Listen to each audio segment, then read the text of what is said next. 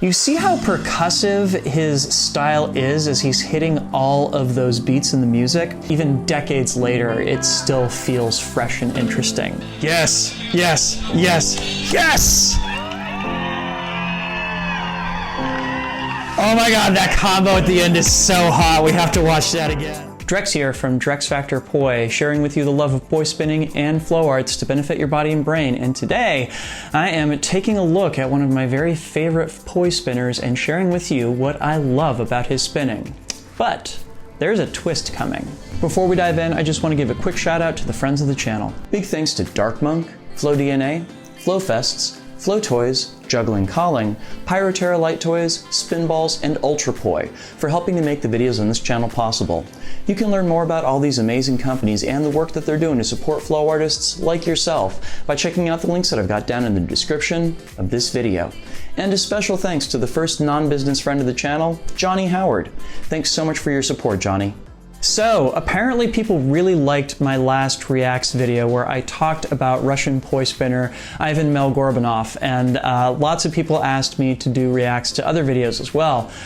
So I decided that for my second entry in this series, I'm going to take a look at another one of my favorite fire flow videos of all time.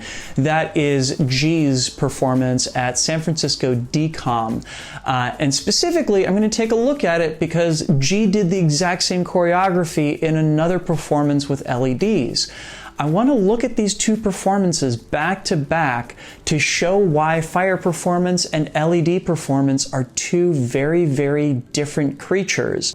Just to be clear here, both of these performances are good, but it is clear that the choreography was written with a particular style of performance in mind, and LED might not have been the best fit for it. But we'll get more into that as we go here. So I'm going to go ahead and pull up G's performance at San Francisco Decom, which I will also leave a link to down in the description.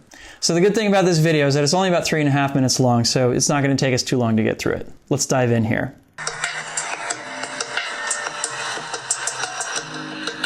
Yes.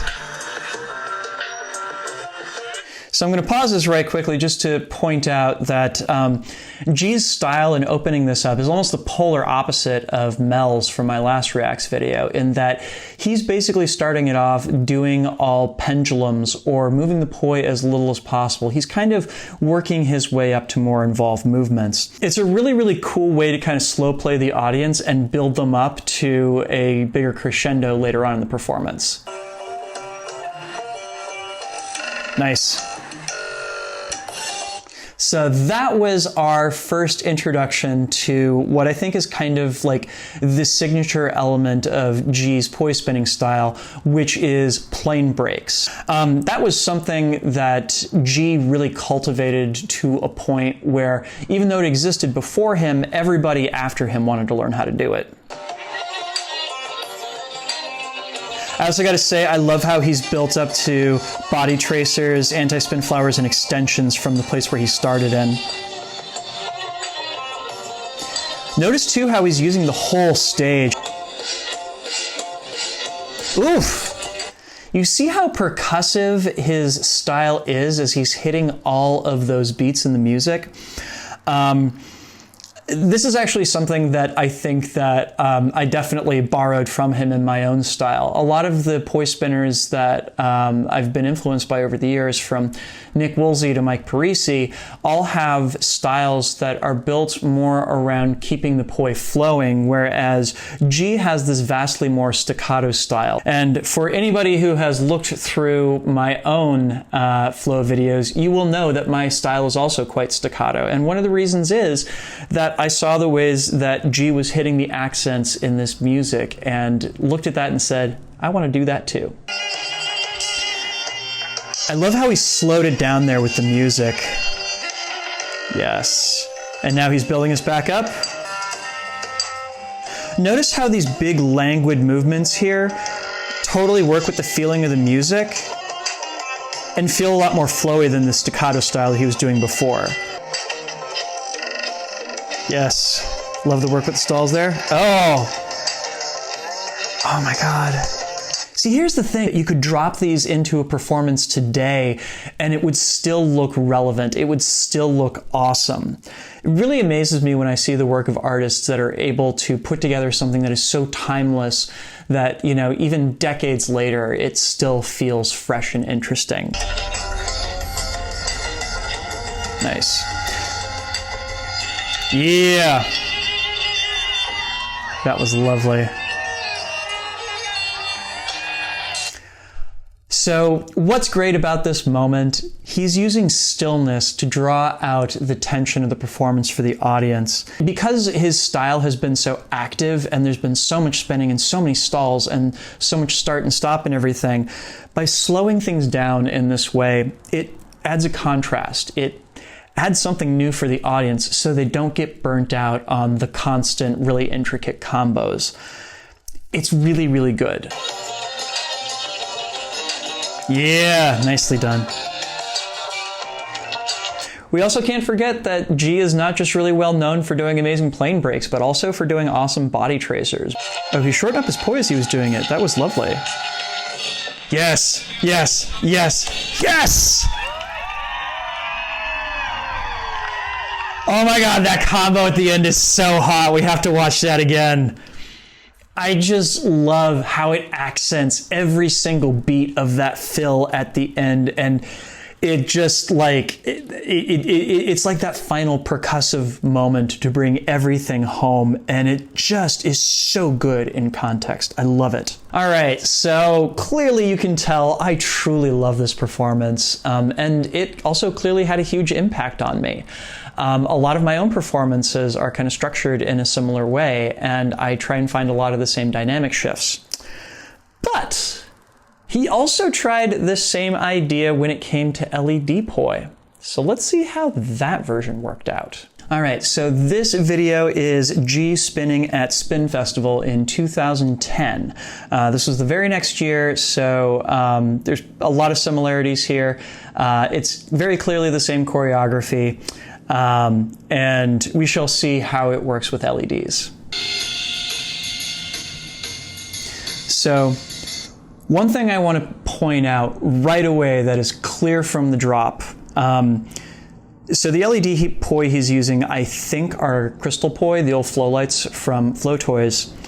And they are clearly vastly lighter, that is less heavy than the fire poi that he was using at the San Francisco Decom.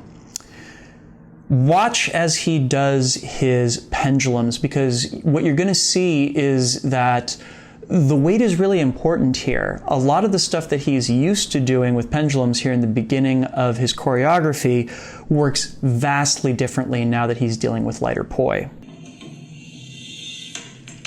Notice how they sway more as he's moving back and forth with them? It's a little distracting.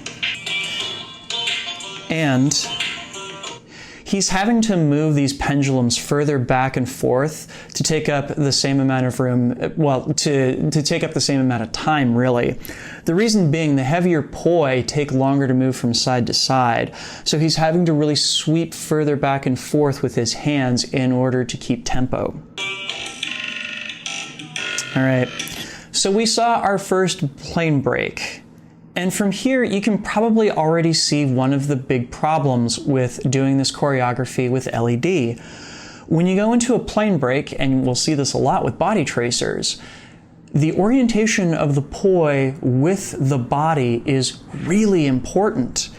When we no longer have the body as a frame of reference, seeing those plane breaks doesn't land nearly as much with the audience as when we could see the performer's body. So one of those things that you find a lot in LED poi spinning that is really, really important there, that is not nearly as important with other types of poi spinning, is the patterns that you create.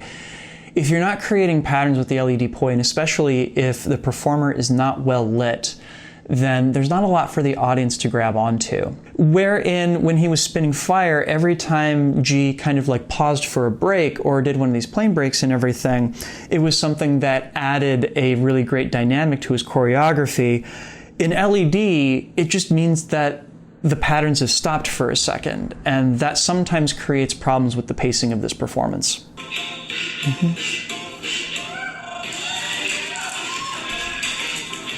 Also bear in mind the people in this room probably could see G better than he's showing up on video, because when this video was shot, that dynamic actually looked really, really good with LED, I gotta say. The slow down instantly was really nice. Yeah, and this stuff just doesn't read at all in LED. The separation effect was good too. Nice. Keep them still, keep them still. Yeah, but here's the thing, is in LED, that moment already landed and we're ready to move on, and he's still just kind of sitting there with them and everything, which, you know, the moment does still land. It just, because we can't see his body, the thing that we're supposed to be focusing on as he's having this moment of stillness with the LED point and everything just doesn't land the same way. Nice. The dynamics of big to small work really well here as he's playing around with these body tracers. But, so he's been doing body tracers all through this section. You can't tell because we can't see his body. We don't know the ways that the poi are interacting with his body here. Oh, there was a mistake there. Yes.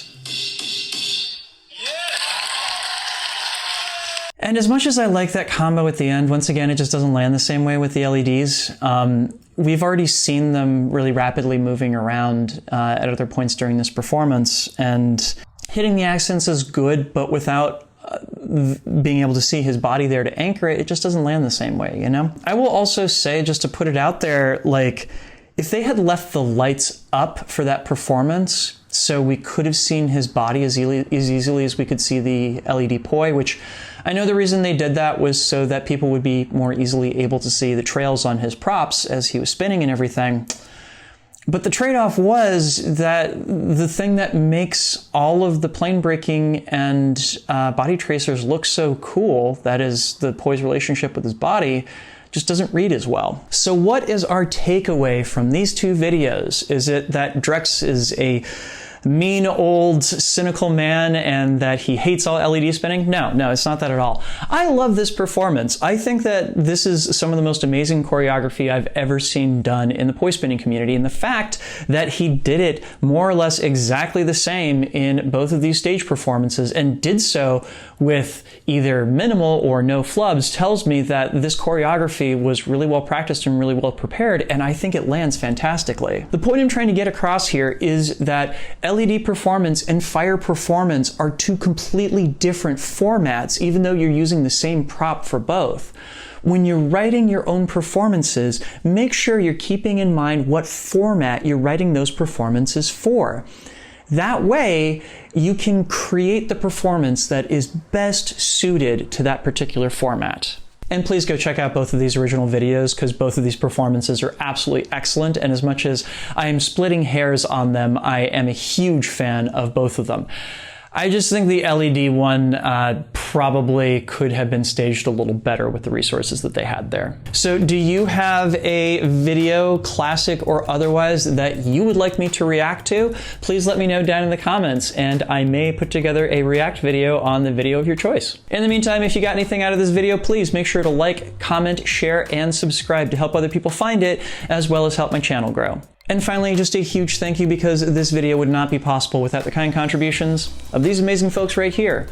These are my Flow patrons over on Patreon, and they, along with the wonderful people listed down in the description, help to make this video and all the videos on my channel possible.